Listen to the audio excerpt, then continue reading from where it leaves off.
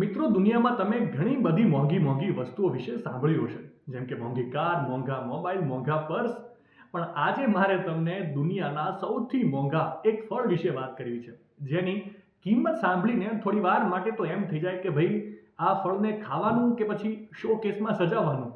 વાસ્તવમાં જાપાનની અંદર એક તરબૂચ ઉગે છે. આ તરબૂચ કેન્ટાલુપની એક પ્રીમિયમ જાતનું તરબૂચ છે, જે ફક્ત જાપાનના હોકાઈડો ટાપુના યુબારી પ્રદેશમાં ઉગાડવામાં આવે છે. આ તરબૂચનું નામ છે યુબારી કિંગ મેલન. આ તરબૂચ તેના પરફેક્ટ ગોળ આકાર, તેની જોરદાર બહારની ચમક અને તેની મધ જેવી ઉત્તમ મીઠાશ માટે દુનિયાભરમાં જાણીતું છે.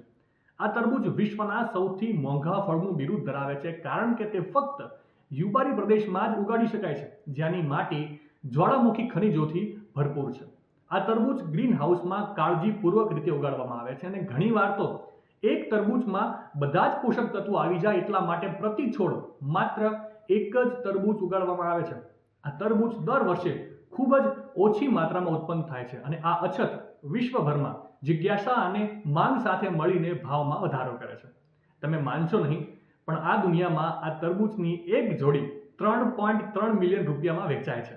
માહિતી સારી લાગી હોય તો રીલને વધારે શેર કરજો અને આવી જ અવનવી માહિતી માટે સંદેશ ડિજિટલ સાથે જોડાયેલા રહેજો.